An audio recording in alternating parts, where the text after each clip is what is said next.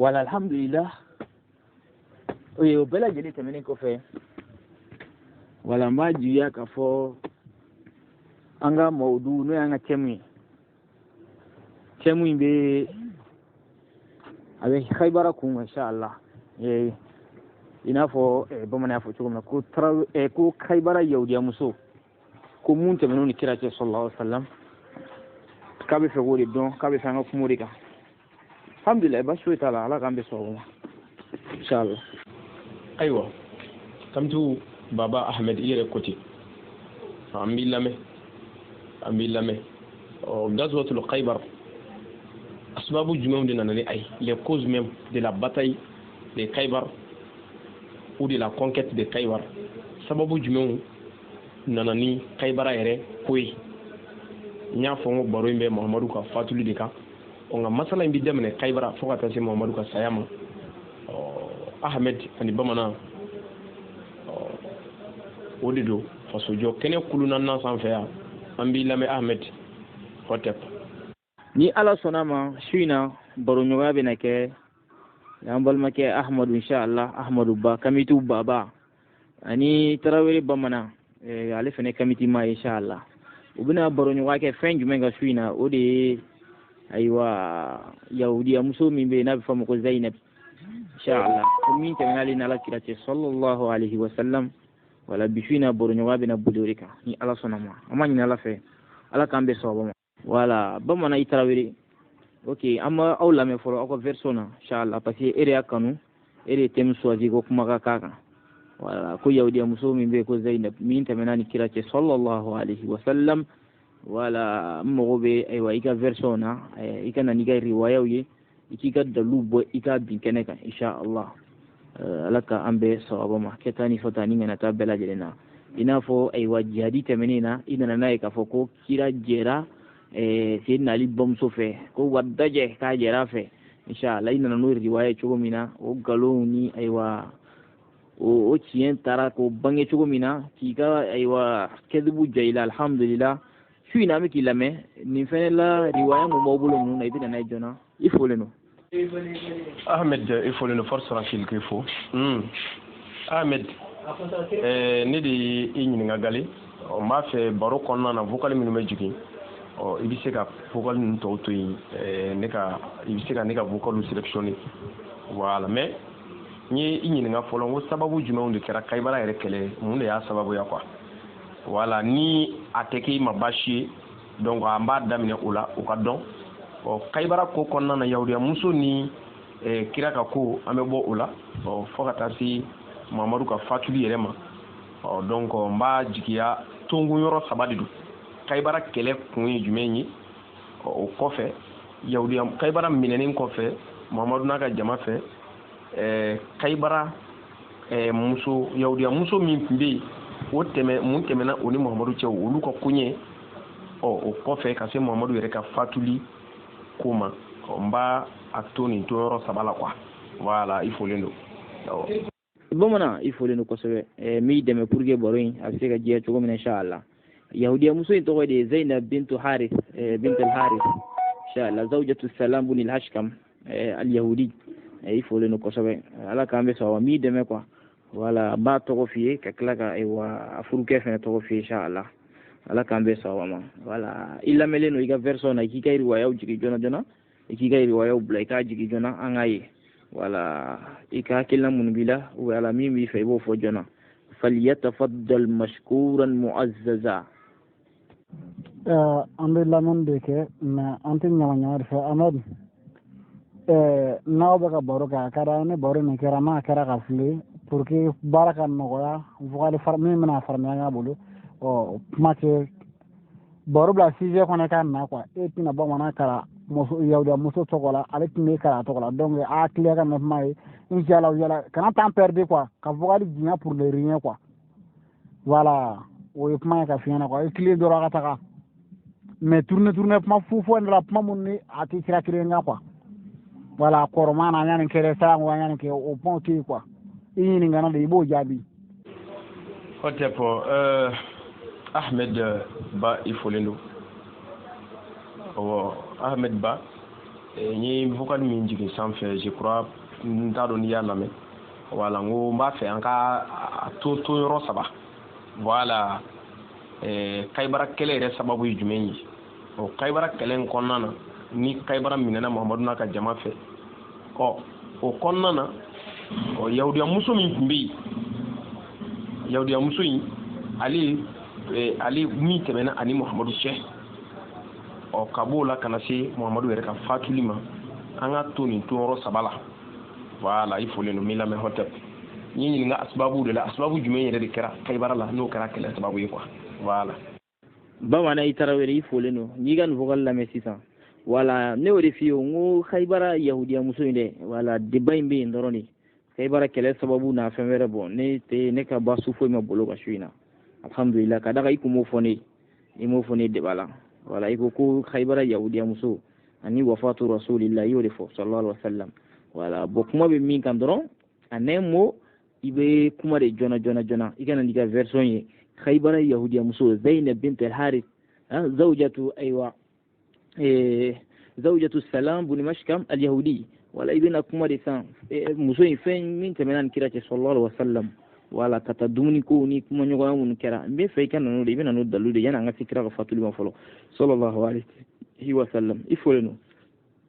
kɛlɛ in ka fɔ ko Kaibara kɛlɛ sababuya ni fɛnw bɔ i ma fɔ i ne kuma kuma la wala i ne kuma kuma la ka da kan ne ye basu de kɛ n yɛrɛ kun lasogola n taara n ka boliboli wɛrɛw yɛrɛ la yɛrɛ alhamdulillah ka da kan n titira groupe in kan n t'a dɔn débat in tun bɛna kɛ mais n sigilen don n'a ye fɛnɛ n ka kɛra fɛnɛ sans problème inchallah voilà n'i ka na n'i ka version de na n'i ka version ye Kaibara yahudiya muso mun tɛmɛna ni kira cɛ sallallahu alaihi wa sallam n mago b'o la quoi voilà i bɛ na n'o de ye inchallah yanni an ka se wafatu rasulillahi ma sallallahu alaihi wa sallam i folen don Ahmed ayiwa basi foyi t'a la pour écouter même les débats pour que ka débat surunya bon c'est pas un problème ça c'est pas un problème o tɛ basi ye quoi ok Ahmed bon comme ne de nana ni thème ye donc n b'a fɛ k'a dɔn Ahmed yahudiya muso min n'i y'a tɔgɔ jigin Zainabu bintul Haris ale Zainabu bintul Haris mun tɛmɛna ani Muhamadu cɛ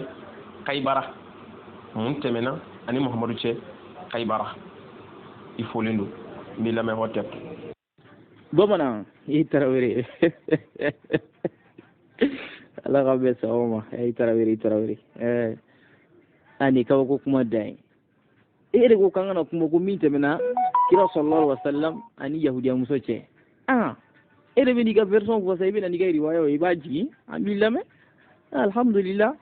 i y'a fɔ cogo min na n'a bɛ ten an b'a sɛbɛntiya k'a sabati alhamdulillah indana al-muslimuna ahlus sunna wal jamaa n'a bɛ cogo min na an b'a f'i a bɛ tan n'i nana maaw la fili de fɛnɛ kɛ kataw kɛ an b'o fɛnɛ da ɲɛnamaya alhamdulillah e wele problème e bɛ ne wele k'an kana débat kɛ e bɛ tila k'a fɔ tuguni ko thème ye nin ko ne de fɔlɔ ka kuma o kan ne bɛ na mun de fɔ o kan e de bɛ kuma fɔlɔ an b'i lamɛn تفضل مشكورا مؤززا ايوه Ahmed baasi t'a la ne bolo ni ne bi kan ka ɲininkali de kɛ parce que ni a bɛna fɔ ni ne ye ka da gosi i y'a ye donc ne y'i ka da gosi i ye dayɛlɛ i ye ɲininka mun bɛ yen n ko Ahmed n b'a fɛ k'i ɲininka nin na n b'a fɛ parce que Kaibara ko kɔnɔna na n b'a fɛ an ka baro kɛ o kan mun de bɛ yen sisan jumɛn bɛ yen ne de bɛ e ɲininka Ahmed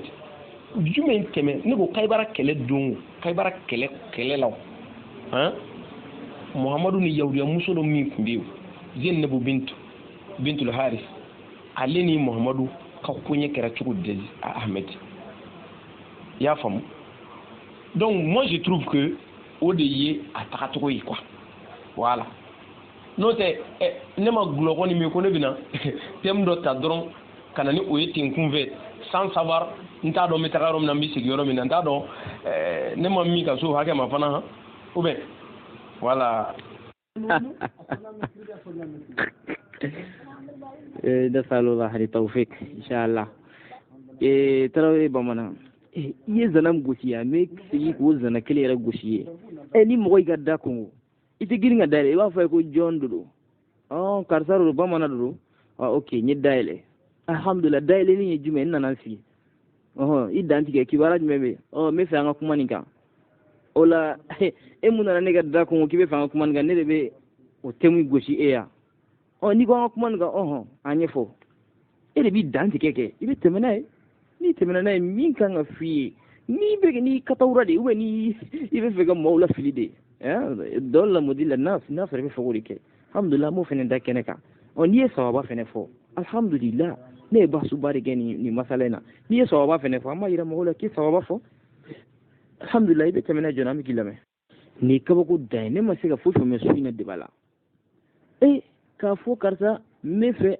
an an ɲɔgɔn baro ɲɔgɔnya ni masala in na e ka masala k'i ka mawudu k'i ka thème choisi an nana kɛnɛ kɔnɔ waati min na k'e bɛna ne de bila fɔlɔ ka kuma ne bɛna mun de fɔ fɔlɔ ni kabako dan ye e mun y'a ɲini k'an kana baro ɲɔgɔnya kɛ alhamdulillah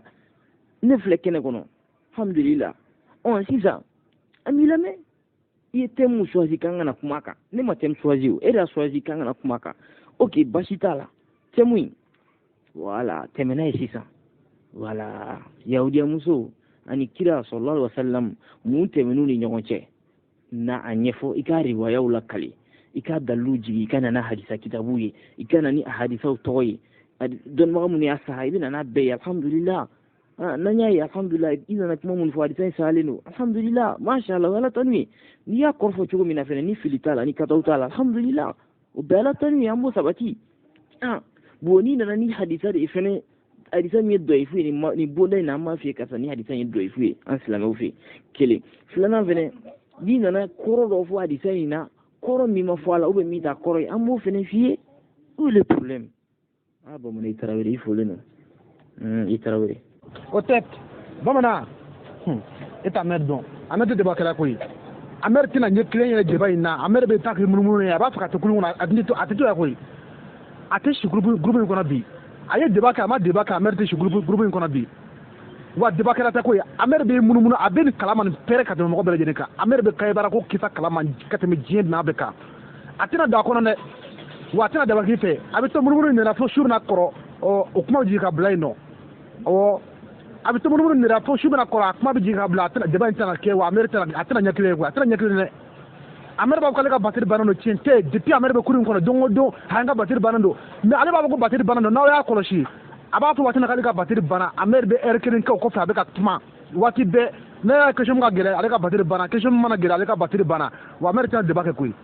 a tɛna deba kɛ dɛ. Ahmed ne ko silamɛya aw bɛ sira ka don a kɔnɔ de wa ou bien ɲɛ jɛ aw bɛ sira ka don ale kɔnɔ wa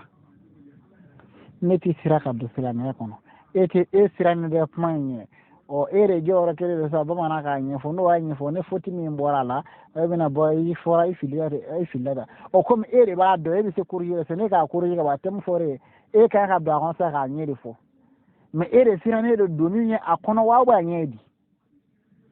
hotep ayiwa basi foyi tɛ ala Ahmed i folen don basi t'a la ayiwa n bɛna ɲɛfɔli kɛ Kayibara tumana min na muso in ani Muhamadu tagalen ni u ye Kayibara minɛ yahudiya muso min tun bɛ yen Zainabu bintul Haris a y'ale tɔɔrɔ a tɔɔrɔli a ye dabali jumɛn tigɛ Muhamadu ka ko la fo ka taa se Muhamadu ka saya ma baro de bɛ o kan Ahmed ni i ma kuma n yɛrɛ bɛ kuma basi foyi tɛ a la wala i folen don hotep ayiwa Ahmed an bɛna yahudiya muso in ka kuma na Ibn Sa'id a ka Tabaqatul Kubra kɔnɔna na volume fɔlɔfɔlɔ Juzul Awwali page 172 kɔnɔna na baro in nana bɔ a kan a ka baro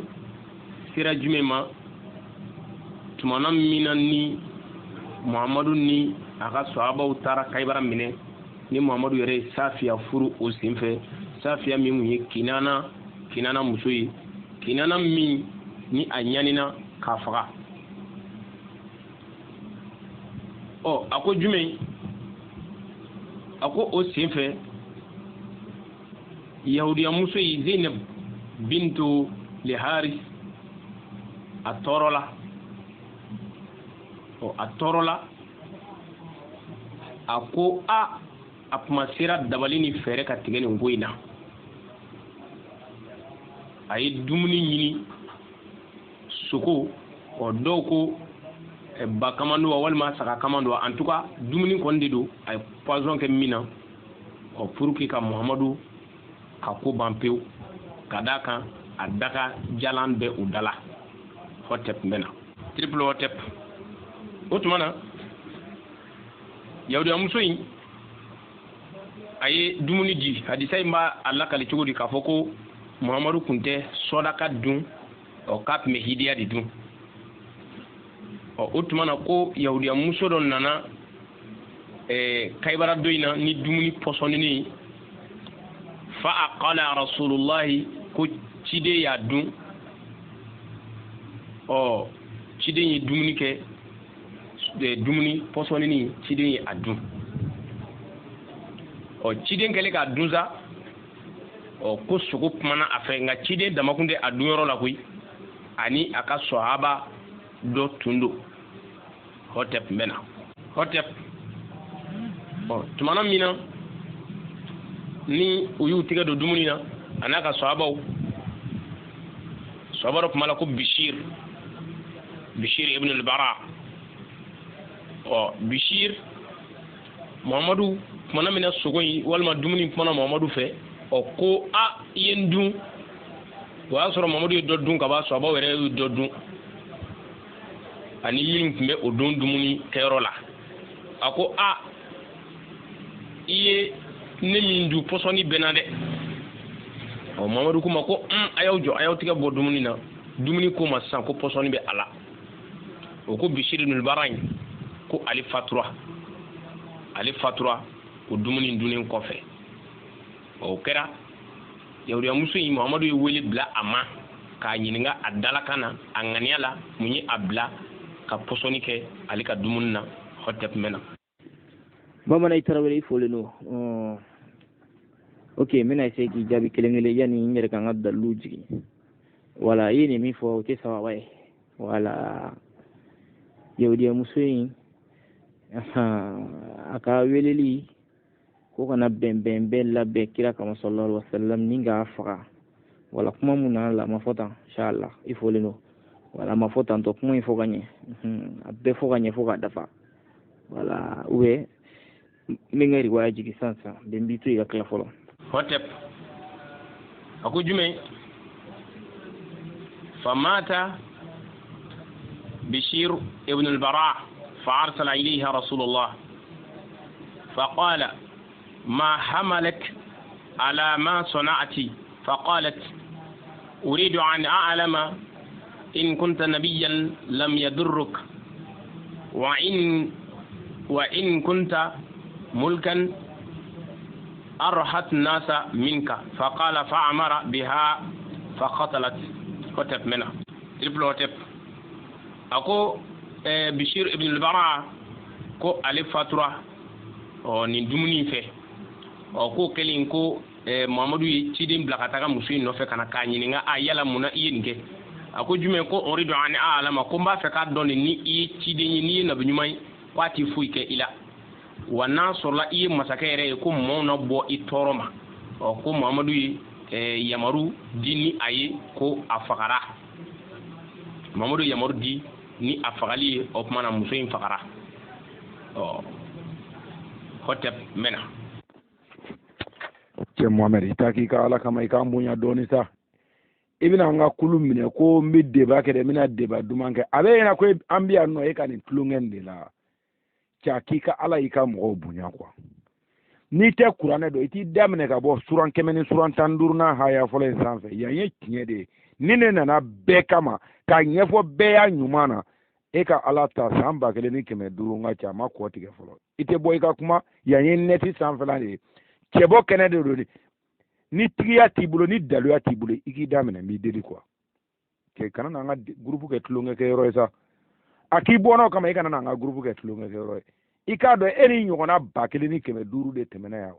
o nana anw sɔrɔ ta ka taa k'anw to ta ni dɔnni t'i la i ma kun i ka taa dɔnnikɛlaw nɔfɛ ka na quoi an b'i deli quoi cɛ kuma kelen bulu bɔ abi ton na ko ka faso jumɛn bɔ nɔgɔra ni mana kan ye mɔgɔ da la a tɛ se ka ɲininka foyi la k'o jaabi direct la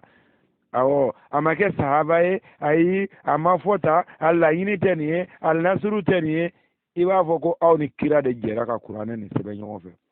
ou bien Usmane bɛ kuranɛ fara ɲɔgɔn kan don min na a ye aw dɔ de wele ka taa sigi a kɛnɛ kan k'a to mɔgɔw ka dɔn mɛ n'a ka manamanakan y'an da la ni dɔɔni t'i ye k'i daminɛ ka bɔ an ka kulu kan. Donc nin ye min tɛmɛna yahudiya muso ni Muhamadu cɛ ye nka kuma kulasa ye jumɛn ye kuma tɔnɔma ye jumɛn ye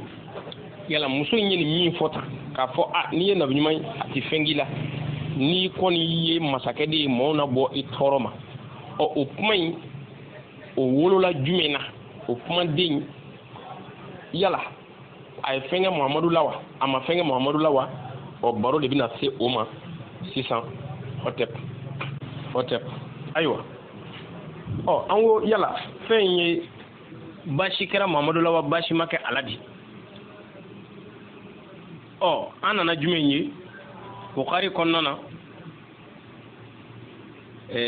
Aisha ka kumakan dɔ bɛ yen comme Aisha kira fatura ka to Aisha de ka so kɔnɔ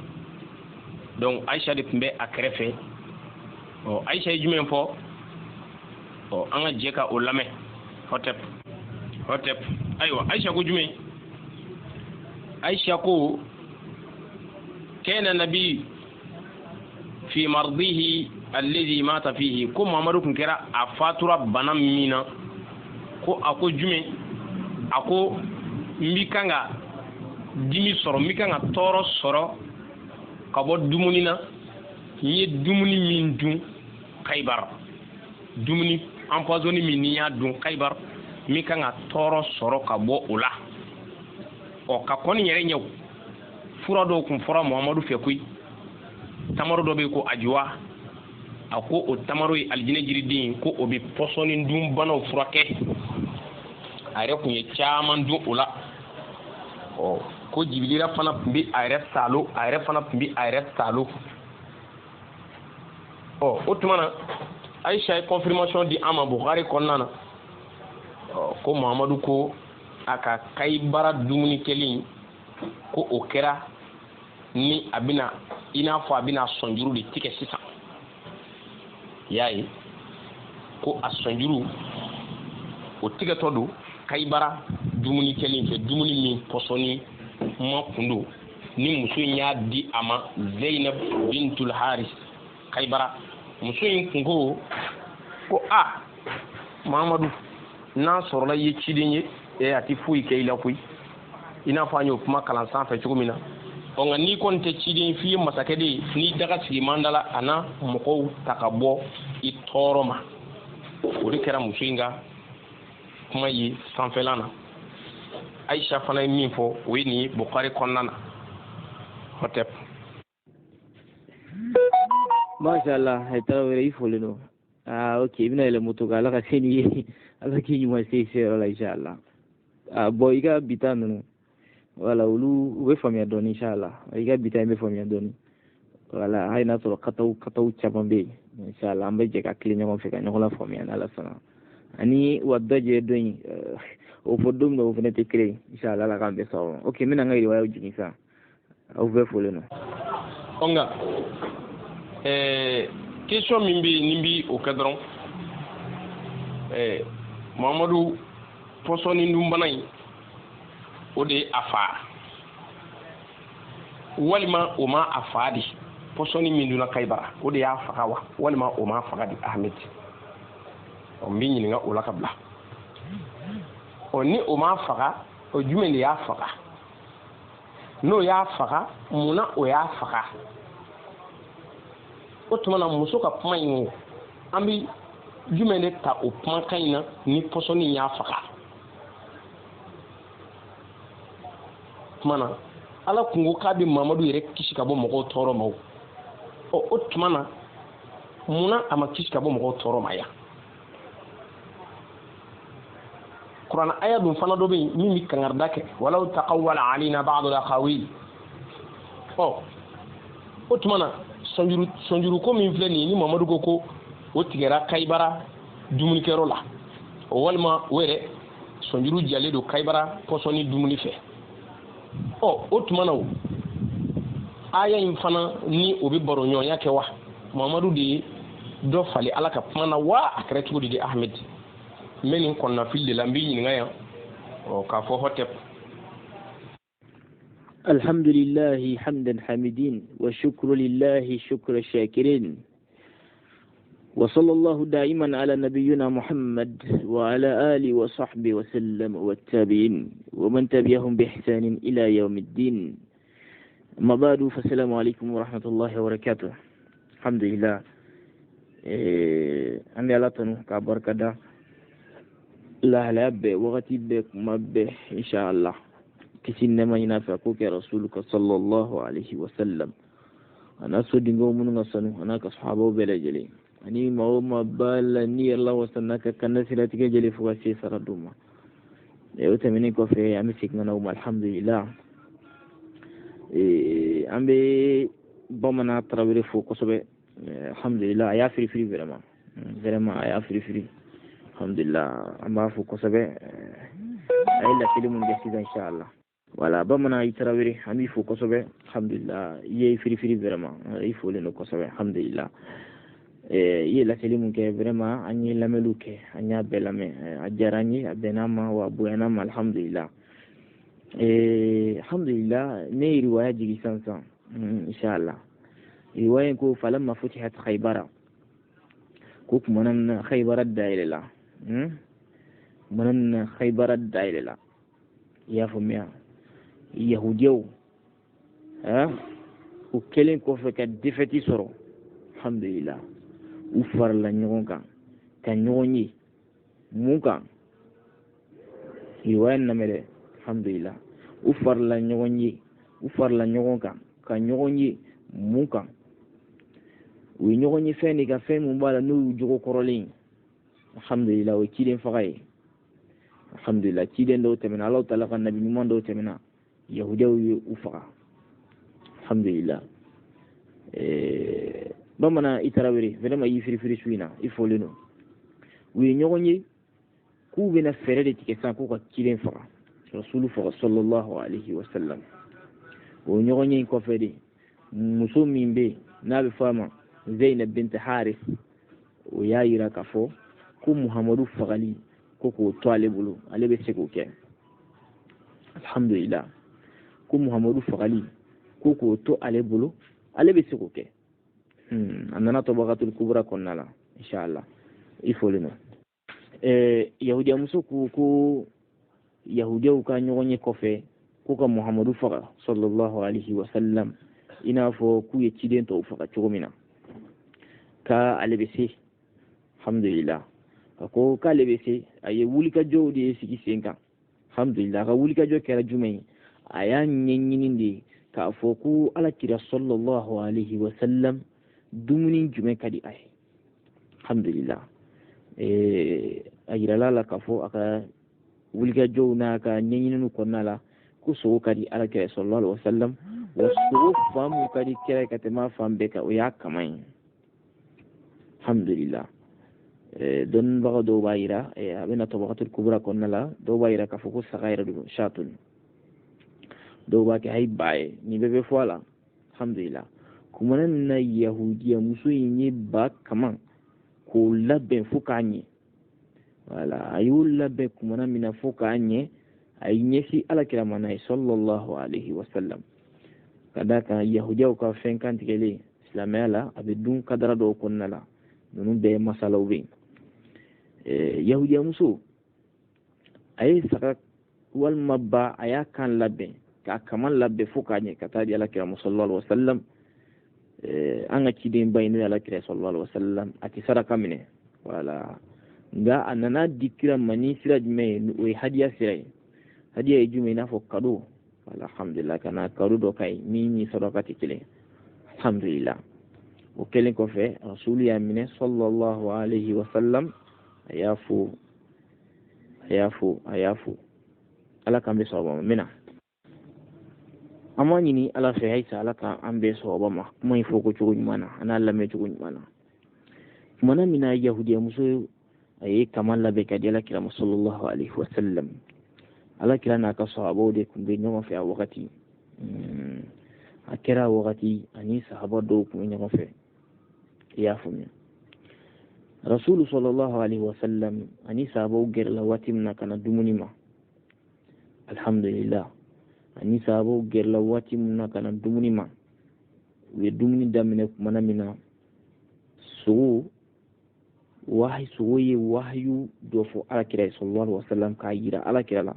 ka fo ne mi filini nawata du posani bena Allah ta'ala ini ke aka hikma do konnala so ma yira kira sallallahu alaihi wasallam yanu ko dumuni damine la na so ya to fu dumuni damine ne ka yira ala kira sallallahu alaihi wasallam ka fo o be kan min duniya aywa posoni benela wasaka kamai fanfela yɛrɛ pɔsɔni ka ca yen de walima ba min labɛnna ka na walima saga min labɛn ka na a kaman fanfela ninnu muso ye pɔsɔni caya o de la alhamdulillah muna min na alakira sallallahu alaihi wasallam a ka sahababa dɔ bɛ yen ko bashir bunil barra ansɔru don alhamdulillah muna min na ayiwa u y'u to dumuni na ale kɔni pɔsɔni ma se ka tɔ foyi to ale la ale fatura alhamdulillah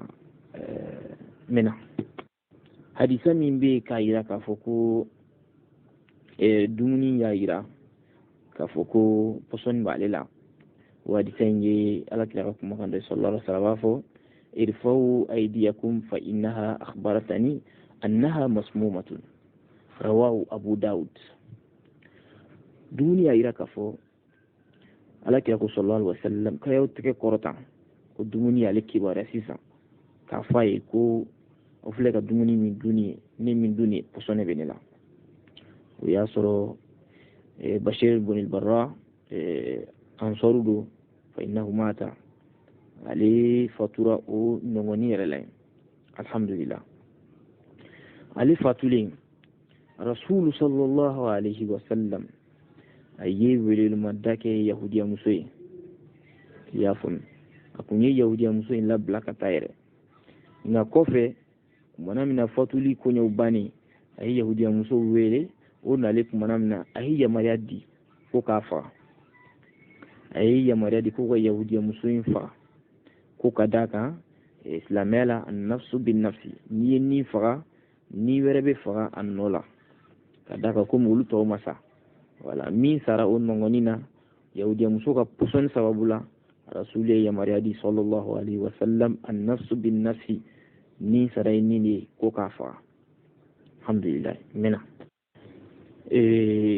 sahihu bukhari bɛ na ni hadisa dɔ ye wala yahudiya muso welelen kɔfɛ alakira fɛ sallallahu alaihi wasallam a ye kumakan minnu fɔ kira yira sallallahu alaihi wasallam kiri nana dumuni awa yira k'ale nana n'a ye wala mɛ ko pɔsɔni yala jumɛn a ko ne ye pɔsɔni kɛ dumuni na ya yahudiya muso bɛna nkalon ne tigɛ tan ka y'a lamɛn dɛ yahudiya muso in bɛna nkalonfin kirikiri de tigɛ a bɛna nkalonfin kirikiri tigɛ i b'o dɔn kuma jumɛn kumana min na janfa bɛ labɛn janfa labɛnna mun kama ka alakira faga di sallallahu alaihi wasallam nka a bɛna nkalon labɛn a b'a fɔ aradna in kunta kadhaban nastatir minka yahudiya muso b'a yira k'a fɔ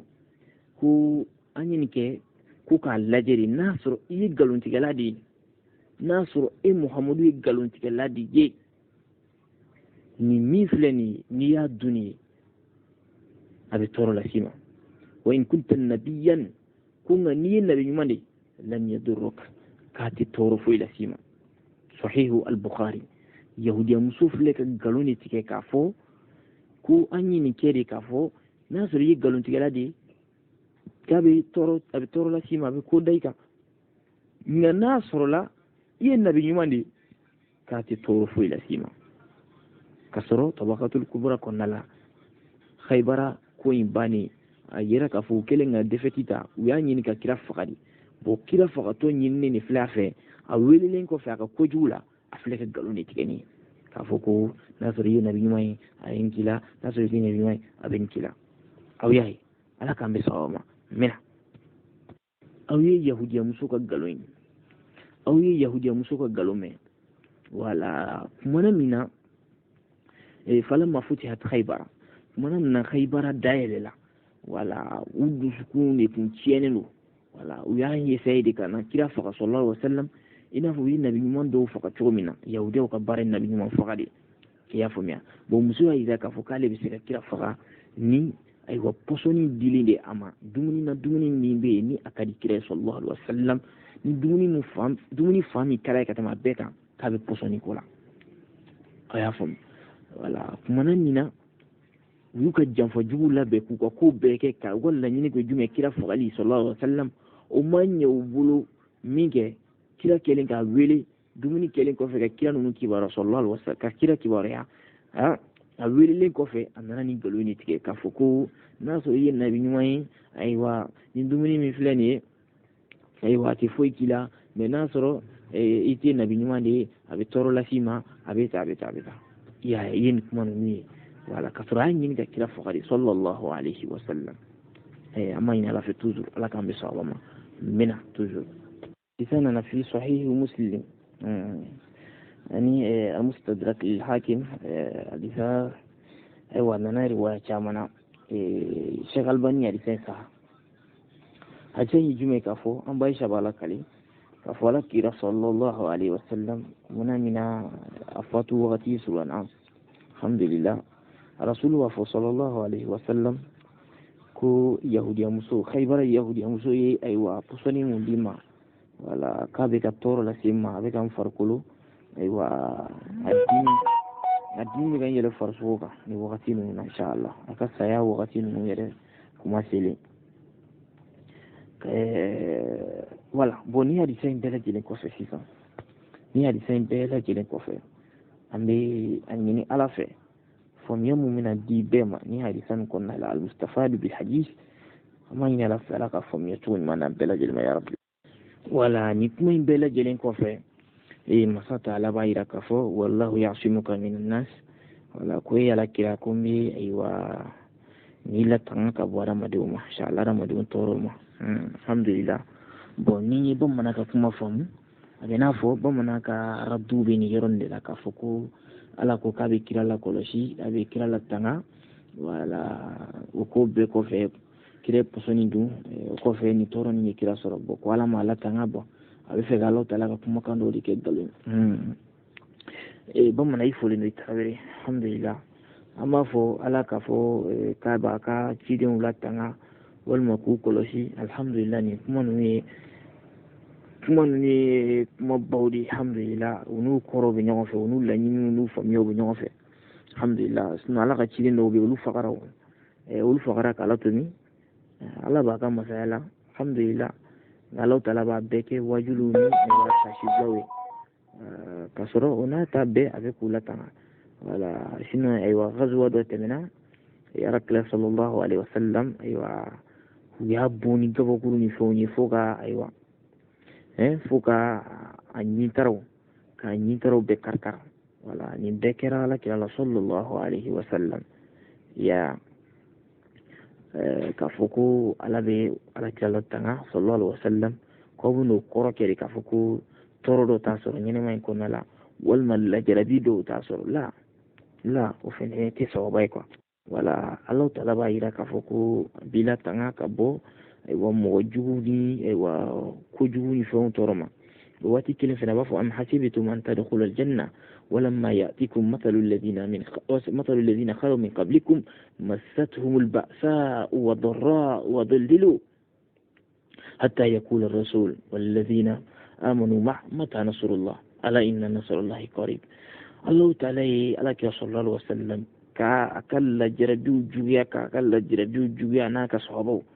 la jarabin gelale fuko ko ala ka dɛmɛ bɛna waati jumɛn alhamdulillah ka sɔrɔ Allah ta'ala ye ayiwa u dɛmɛli wajibi a yɛrɛ kan Allah ta'ala ko a b'u dɛmɛ wa ko bɛ laban u ta la mais o n'a ta bɛɛ tɔɔrɔ dɔw kan ka lajarabiw dɔw kan ka sɛgɛnw dɔw kan ka ɲaniw dɔw kan ghazwatu Tabuk u ye tɔɔrɔ minnu ni fɛn minnu sɔrɔ wallahi ko sa o kisa ina sabado kile na ni tamuru dengelen den fila den sabari kile journée be wu kono si ka gabaguru siru kono la ka dingew tige ni nekew ye yaro e segeni toro nyanu ke alhamdulillah wala Allah taala baka jonjumo e mu'minu ala yesren jon limanya jon aka cidun abu kolosi alhamdulillah abu kolosi abu latanga ngona tabbe abu la jarabi fene ya la jarabi be nyena ma konna lawti ba Ahmed bamanan sira sakui Ahmed Ahmed tukutuku foyi tɛ galo la kuma minnu fɔra i sigira bɛɛ ka kelen kelen kana muso ye galo tigɛ dɛ nin kɛ tan dɛ an ye kuma min fɔ muso ko de ni kira don a tɛ dɛrɛmɛ k'a la ni kira tɛ a n'a daga bɔ maaw da san'a karisa wa a ye mun de fɔ a ko pɔsɔni y'a sɔn tigɛ Aisha de b'a lakale ou bien karamɔgɔkɛ namara cogo foyi nɛgɛ pɛntiri o pɛntiri a tɛ se ka kɛ sanu ye abada a tɛ se ka k'a ye an m'an yɛrɛ ɲininka mana muso ye min fɔ o ko in de bɛ la basikeli la sisan mana jaabi bɛɛ b'o ta i yɛrɛ ye bɛɛ b'o jaabi yɛrɛ ye n'i ka sanu ye sanu ye a tɛ kunu ji la a bilara ji la a fɔkɔnɔ ji sanfɛ est ce que sanu don est ce que sanu tɛ o jaabi bɛɛ b'o jaabi yɛrɛ ye voilà samina wa to ana mɔgɔ tɛ yan dɛ ayi la yahudiya muso ka kuma ninnu o tɛ prévu ye o tɛ dalilu ye k'a fɔ alakira sallallahu alayhi wa sallam ko b'a ka cidenya ayiwa a kɛ nkalon ka da kan yahudiya muso yɛrɛ nkalon tigɛ yahudiya muso ye ko in dabɔ min kama o de ma ɲɛ a bolo n'a taara ni nkalon tigɛ wa yahudiya muso in tɛ ciden ye walima nabi ɲuman tɛ k'a fɔ ko n'a ye kuma min fɔ k'o ye tiɲɛ ye wala nkalontigɛla kɔni ka kuma ye kɔni o ye nkalon de ye a propos ne taara nin fɔ wala kuma in tɛ se ka kɛ dalilu ye k'ala kira ka cidenya kɛ nkalon ye jamais de la vie o kuma in tɛ se ka ala kira ka cidenya kɛ nkalon ye alors que yahudiya muso de ye nkalon tigɛ a ɲɛ gannen porolen na ni kuma ba in fɔ a fɛ n'a ye nin fɔ rasulu bɛna to yen bon rasulu tun y'a to yen mais déjà Bashir ibn Barra sara a bɛ laban a fɛnɛ bɛ faga dɔ la ala k'an bɛɛ sɔn ma ka taa ni fɔta ni kana taa bɛɛ lajɛlen na ya rabbi ok Mohamed ne bɛna n ka datugu ka taa quoi i ka débat nin a tɔnɔ ka dɔgɔ an bɛ dɔɔnin min nɔfɛ a tɛ ka sɔrɔ a kɔnɔ i nana i ka nkalon tigɛ ka baro la ko kira ko ne farikolo bɛ ka n dimi a ko a bɛ k'ale sɔn duuru de tigɛ o de bɛ hadisa kɔnɔ a bɛ k'a lajɛ ko a bɛ k'a sɔn duuru tigɛ ko k'a bɛ ka n farikolo dimi ne bɛ yɔrɔ min nɔfɛ n'i tilala i ka kuma ninnu bɛɛ i k'a fɔ an ɲɛna Kayibara bilama a bɛ yɔrɔ jumɛn ani Madinɛ cɛ a bɛ kilo joli bɔ i k'o da kan e ka kuma ninnu seni kun t'a la quoi tiɲɛ yɛrɛ la n tɛ nɛgɛ tɛ janfa seni kun kisɛ kelen t'a la yɔrɔ Rosa ma i ka nin kuma ninnu seni ju kisɛ kelen t'a la n tɛ nɛgɛ e tɛ se ka fɛn sutura sa k'o sɛbɛnnen bɛ cogo min a lakale tɛ dɔrɔn i k'i sen bɔ a la e t'a boloma ye i tɛ taa ɲininka la minnu y'a sɛbɛn maliyɛnw tɛ wa minnu y'a sɛbɛn olu b'a dɔn ka tɛmɛ e kan olu b'a dɔn ka tɛmɛ ne kan ka d'a kan olu balima de don a kɛra olu ɲɛna olu ye min sɛbɛn na n'i b'i bolo kɔrɔ i b'a bɛɛ de fɔ a tiɲɛjɛ la quoi nka e ka faranka t'a la e ka dilancogo t'a la i y'a faamu wa o tuma an b'a fɔ k'an bɛ sigida wɛrɛ la. ne ko e wolola kira kɛrɛfɛ de yan e wolola kira kɛrɛfɛ de ou bien e de ye livre nin sɛbɛn yan cɛ ka baw kosɔn ka mɔlɛ mɔgɔ ma sa ni arabu ka i sigi u boda kan ka manamanakan fɔ k'a bɛna arabu la fasa kunna sa kira in ma fɛn dɛ kira n'a zumɛ tigɛra yɛrɛ de aw jɔ an ka dɔmɛ sa n'a zumɛ tigɛra poison fɛ a kɛra ɲɛna de yan aw jɔ an ka dɔmɛ sa ni mun ni nkalon tigɛ diɲɛ kan fɔ ye de arabu b'i sigi u boda kan ka na manamanakan fɔ aw ɲɛna aw bɛ n'i jɔ k'a bɛna warabu ala la fata jo den fo ala ye jo dɔrɔn de aw jɔ an ka dɔmɛ sa